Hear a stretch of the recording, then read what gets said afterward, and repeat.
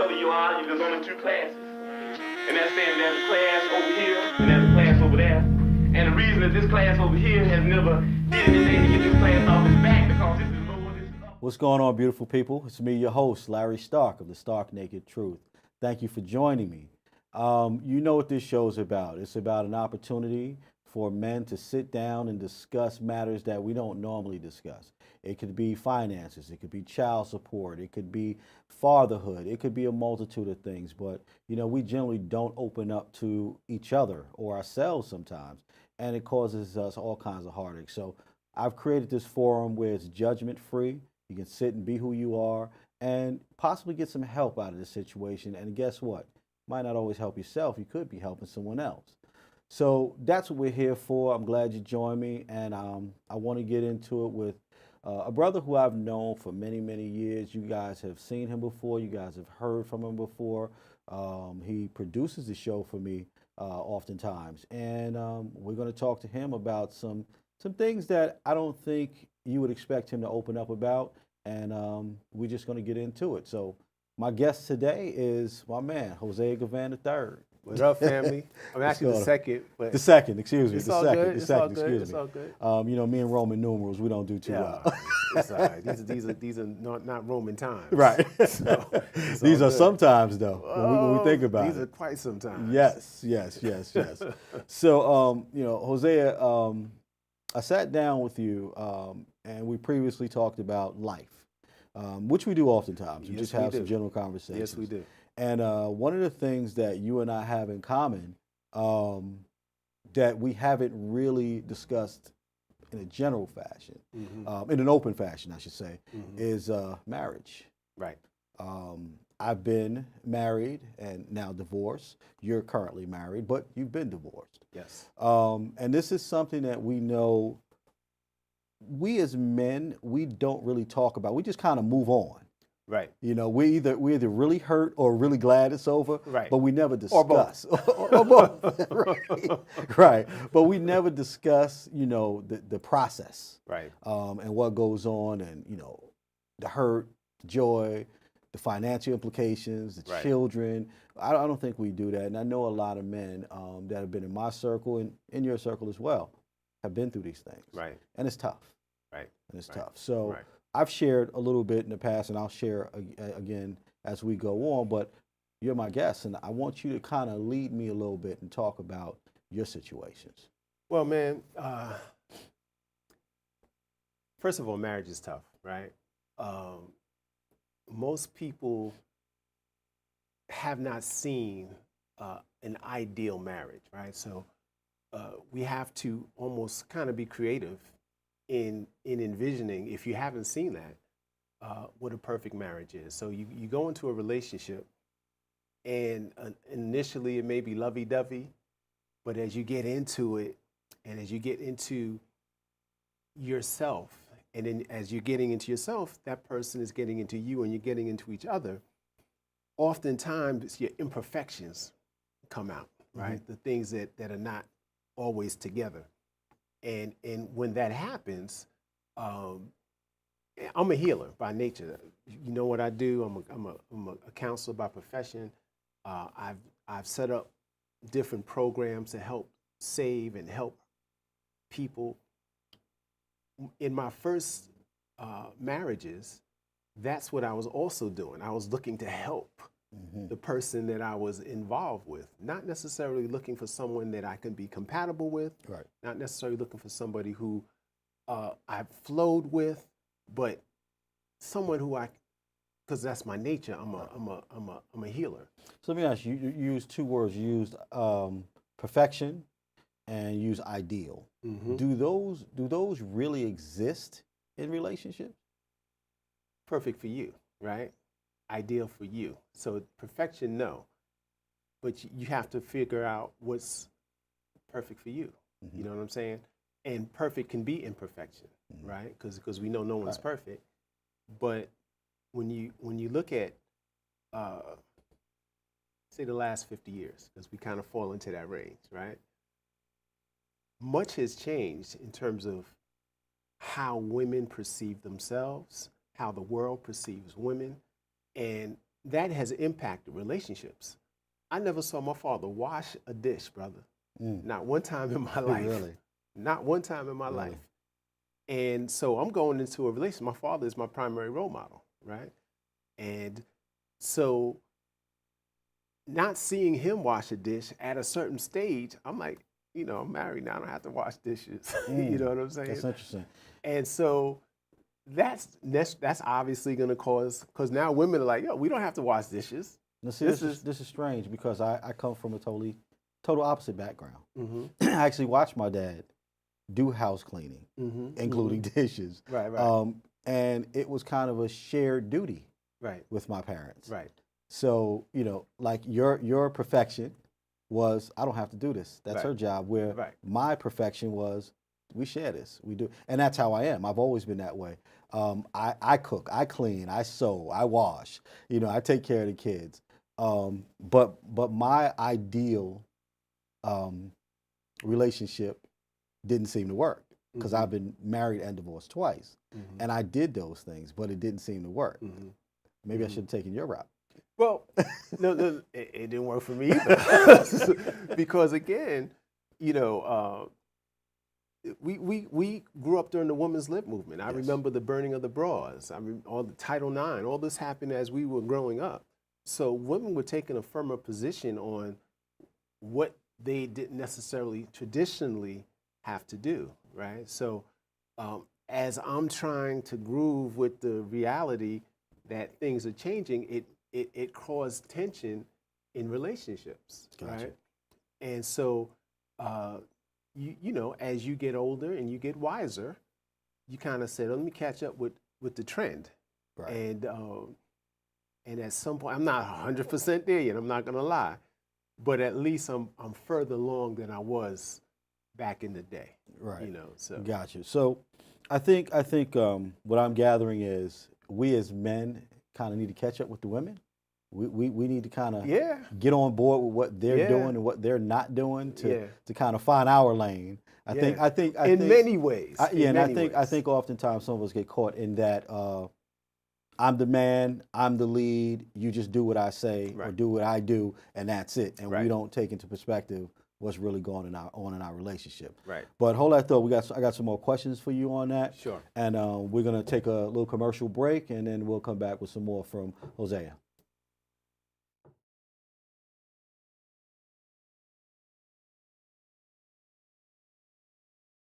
I see you mobbing over her. Let's go. Let's mob. Let's crawl. Let's crawl. Let's crawl. Hey, yo, we mobbing. Come on, girl. Let's crawl. Hey, yo, let's crawl. Hey, yo, let's crawl. Hey, let's crawl. Hey, yo, let's crawl. Welcome back to the Stark Naked Truth. Now, again, I'm your host, Larry Stark. I want to continue my conversation with my good buddy here, Hosea. Hosea, we kind of talk about how we got into these relationships, and some of the peaks and valleys, if you will. I have to believe that at some point we get to a world where we need to start really defining our choices. Right. Successfully married now. Correct. Happily married now. Correct. Peaks and valleys. I mean, it's never perfect. Forget that part. But we're for the in a most happily part, married, yes, no question. happy union. Correct. Right. So we all know there's peaks and valleys in relationships. That's correct. Without saying. What I want to know is, how is this choice different? What did you do? Forget about who she is. What did you do? Well, for me, I wanted to have a success, right? You when you have failures, at a certain point, you're thinking about your legacy and what you want to leave in terms of, the first thing is I never stopped believing in me. I think that was the first thing. I think in every failure, I saw where I could have made improvements in certain things. But overall, I felt I was healthy as a person. And like I said, I was looking to fix. So in looking to fix, then you already are seeing deficiencies in the person that you're getting involved with. So in this choice, I wanted to find someone who was more whole in that respect, right? So it came down to the choice. So now I'm dealing with somebody who I don't have to fix at all. As I see her, she is everything I would want Right. now. Don't have everything's good. Mm-hmm. That was the first for me. And that you was just the had first to for me. kind of figure out how to how to put yourself in her space. It was flowing. Right. You right, know, right. it was flowing. We were older. Right.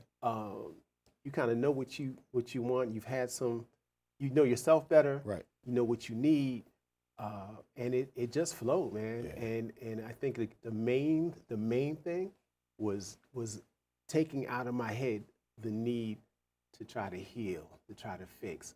Why can't I just relax and enjoy a relationship? Right. You know So, what I'm you know, saying? it's funny, and I love these kind of conversations because I have to be honest, I don't get a chance to really speak to men as deeply as some of the conversations you and I have. Mhm. And then those that I do, sometimes they just don't get what I'm saying. Mhm. And I tell people, when I turned 45, I had made a conscious decision. I spoke it. I said, by the time I'm 50, the man that I am is the man that I'm going to be. Mm. What I realized in that 5 years of my journey is I never took time to kind of figure out what I was doing and where I was going. Mhm. I was just going and doing. Mhm. And I take responsibility, and I think a lot of men would if they really kind of fall back and think. I take a lot of responsibility for the failures in my relationship. Mhm. I didn't before. I was like, all right, she wants to go, she goes. Another man came along, he just won her. Mhm. But had I been on my game, had I been paying attention Mhm. to who I was and what I was bringing to the table, so to speak, I Mhm. think it could have been a lot more successes. Mhm. You know what I mean? So I think it's important as men that we step back for a minute. Mhm. Think about who you want to, think about who you are, Mhm. think about who you want to be, who you want the world to see. Mhm. And you'll realize you've got a lot to fix. And if you work on it, and again, it was a 5-year journey for me. Mhm. By the time I hit 50, brother, I can tell you on my 50th, I was ready. That's dope. And I had made it my business to say, now, when I go looking or I'm presenting myself, because I really didn't look, I knew my intention said it would come to me, Mhm. that once that woman found me and I found her, we were in the same realm, Mhm. we're going to be right. Mhm. We're going, and that's how I feel about relationships now. Mhm. Now that I've stepped out there, I'm saying, oh, I found what I need, what I want, and what's right for me. Mhm. No more guessing. Right. And I Right. think that's just, for me, that was dope. Yeah. And I try to share that with other brothers. And I gotta also say, bro, well, in my early decisions, one of the things that impacted me was my spirituality in terms of my spiritual beliefs. And when I'm in my 20s and in my 30s, if I was having sex on a regular person with somebody, I regular actually basis felt with I someone? should be Right. married to the person. Really? And That's different. Yeah, I kind of wish I didn't think like that, but based on my value system, I felt if I'm having sex with a person consistently, I need to be married to that person. And I guess that kind of I'm not going to call it pressure, but if you feel it's coming from up there, then for me that dictated decisions that I made in terms of relationships. That's really different because men don't do that. You know, we don't do that. It's the next beautiful thing that comes along, or sometimes not even that. It's the next opportunity to do it that comes along. We just jump for it. Right. And it doesn't matter how many or how little times we do it. We're going to do it and then we move on. Right. But your morals, your values, just set you different. Let me say I had to have been attracted to the person. There had to have been other things involved, involved, right? yeah. But it really, I wasn't going to be celibate. Right. Right. You know, As most of us don't want to be. I wasn't going to be celibate. I know, man. Oh, it's been 2-3 years. Nah, that's not how I can't roll like that. Right. You know, so I'm going to engage. You know, so it was important to be in a relationship, to be in a married relationship, and to me that kind of made sense at the time. Okay. I probably wish I thought differently, but that's just how I was. Yeah. That's just Well, how I mean, I think a lot of men wish they did think somewhat like you because it would have created less stress. it would have created less failures. Mm-hmm. And it probably would have generated more opportunity because there would have been more focus in who you're selecting and what you're doing. I think it's dope that you felt that way. I got that way as I got older, you know, but had I had that in my 20s or 30s, I think things would have been different. But then again, I'm glad things worked out the way they did. Bro, I'm telling you, I mean, you should, a true romantic should marry for love, right? Right. And so, you know, you make spiritual decisions, but not necessarily love-based decisions. Gotcha. Right? And you may love a person, but to have that romantic kind of love that I'm referring to, it's, you know, it's a fine line. Gotcha. Right? And then I wanted to get into politics, right? So if you're a politician, politicians are married, right? So that's definitely not a reason to marry somebody. Gotcha. But I'm thinking like that. Okay. You know what I'm saying? So Okay. I could think of, you know, those are two main factors Good that deal. made me probably make a bad decision. Okay. So we're going to hold some more stuff. We got another segment coming up. We're going to hang out for a second. We done already? Yeah, we're done already. We're moving through this. Wow. You guys stay tuned. We're going to take another commercial break.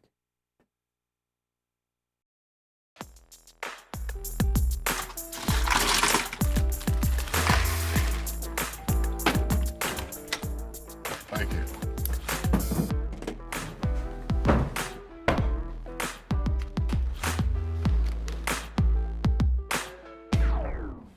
You got a king? Go fish. It only takes a moment to make a moment. Take time to be a dad today. Welcome back to the Stark Naked Truth. Again, I'm your host, Larry Stark. Well, I've been sitting here with Hosea. We've had a great conversation so far. And again, I never like to view these things as interviews because that's not what they are. Anybody sitting across from me, that's a friend. We're just talking and sharing some knowledge. We've talked about marriage. That's been our pigeonhole for this conversation. One thing we didn't talk about yet is our fathers. Right. Both married. My mom and dad were married until his passing. Right. I know your mom and dad are still here, and they're not married anymore. But you were there during a time where you could understand what a relationship was like between parents. Yes and no. Okay. Right. So your parents are your role models, right? Yep. So they had a toxic relationship, but I didn't necessarily know it as being toxic because I thought it was normal for husbands and wives to argue and have differences. I didn't understand as a younger person that it didn't have to be that way. So I go into a relationship that was toxic and, you know, arguing all the time, thinking that was normal, and it's not. And it's not. Like I started out saying, you don't always see the best examples of marriage, and I never saw that, right? So based on what I saw, I had a perception in my mind as to what a marriage was supposed to be like, and it was the wrong perception because it wasn't. You know, I told you about some of the things I never saw my father do.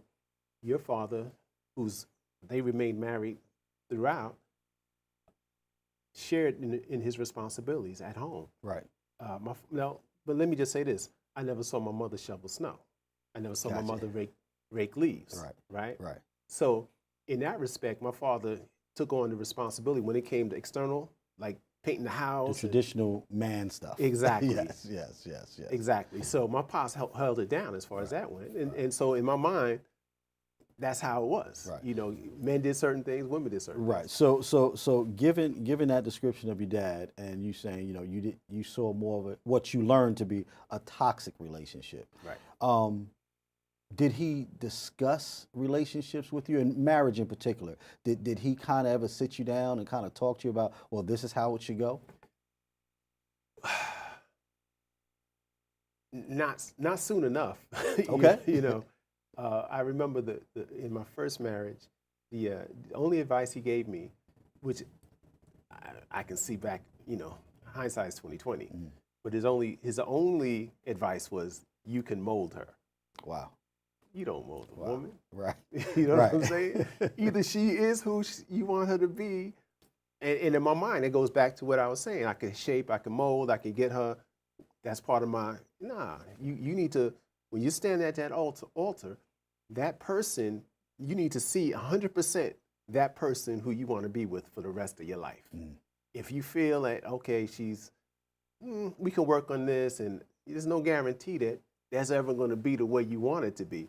So when you stepping at that altar and you're like making those vows, make sure that that person that you're with, you're 100% comfortable. She doesn't have to be 100% perfect, but you're 100% comfortable with that person. How do we can probably give advice on it now at our age and experience, but how do you get a man in his 20s or 30s to understand that concept, like being assured of who this person is, or if this is what you need at that moment? Because I think those are two different things. Yep. How do we get that message across? Well, part of it, I think, is taking time to get to know the person, right? And I'll say in my first marriage, I didn't necessarily take the time. The decision was made within a 6-month period that we're going to get married. That's not necessarily long enough. For some people, it may have been, right? As you get older, you don't need as much time, right? Because you kind of know who you are. But when you're younger, you're still growing and developing. So you probably need to take a little more time to get to know the person. Right. And not to like, we don't want to place judgment, but you can kind of see, like for me, I gained my sense of marriage based on my parents. So if my parents didn't have a successful marriage, you can kind of figure that I'm going to have some issues as it relates. So how are we going to deal with that? Right. You know, how are we going to deal with that? I think that's great advice. That you need to really try to figure out this person. Take your time. I think time is what we don't realize. We have plenty of it because the world tries to tell us we don't have enough. Right. We have plenty of time. What I learned from my dad, and it's a blessing and a curse, is you stay. Through all their ups and downs, he never left. He was never out the house. He was always there. And I, like you, it was a very toxic relationship. It was extremely toxic. I knew that from a very young age. I was just always that in tune with what was going on, and I would cry a lot at night because I knew it was bad. But what I did recognize is that as I looked around in my neighborhood, I was one of the very few households with my dad still there. Wow. So that was great for me. I could always say, my daddy's home. Right. But again, I learned, like you, some very toxic, what's the word I'm looking for? Some very toxic ways. I didn't understand, that the yelling and fighting, in whatever form of fighting that wasn't how it was supposed to be. Right. It wasn't until I moved on, I got out of that environment, which is one of the bits of advice that I would tell young men. You don't base everything on your household, where you grew up, because that's not going to help you. Right. You got to get out and see things. Right. And just going to college was a start for me. Right. But I think, we have to teach these young men to, or men in general, because it could be men our age still, step outside the box and kind of look in. Right. And see what's going on. Right. Right. You know what I mean? Right. My father was I'm not gonna say he was a Rolling Stone, but he was, he was out the house. Didn't gather any moss. He was out the house. he was out the house a lot. Okay.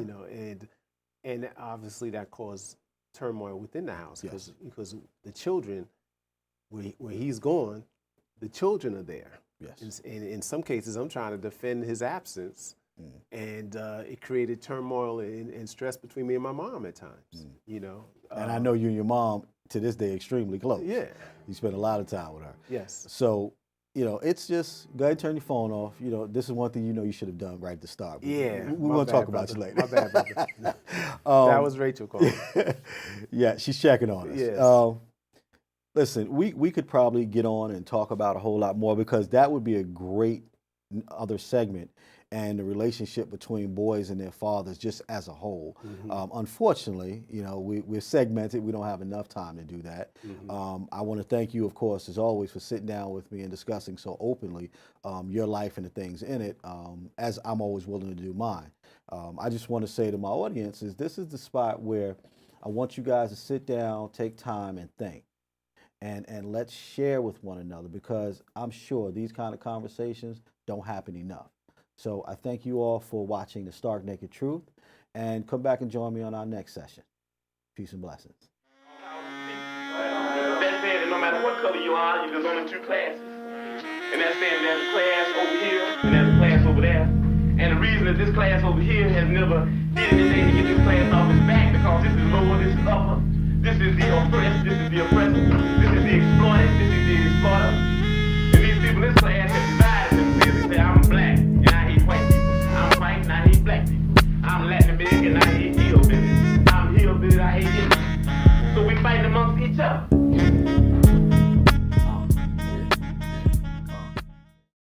Being a dad is an adventure full of special moments. A cruise? Surprise!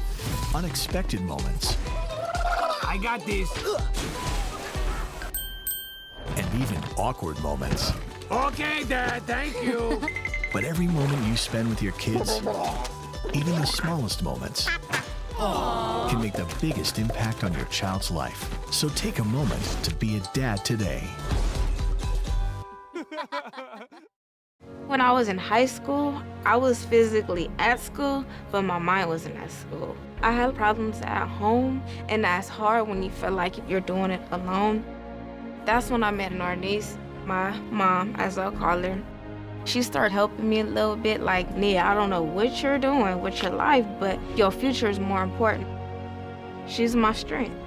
Just being a support for those hard days and those hard nights, not giving up on me. Thank you to my mama. I wouldn't have did this if it wasn't for her. Today is for my mama and everybody who had my back. It takes a village to help somebody get their diploma. Some people would think, well, maybe it's really not that big of a deal, but it really is. It changes your whole life.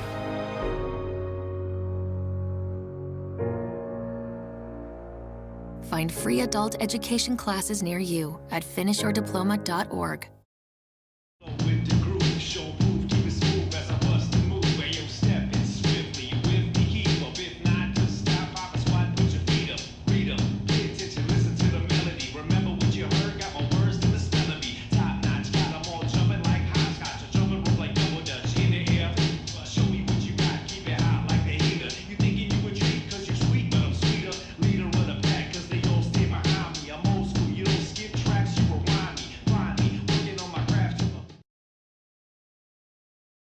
What if you could invest in the future of kids, like a stock?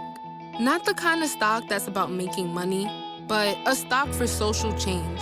A whole new kind of investment called Better Futures. When you invest, it helps kids go to college. Believe in us, invest in us, watch us grow. My name is Sydney, and I'm your dividend.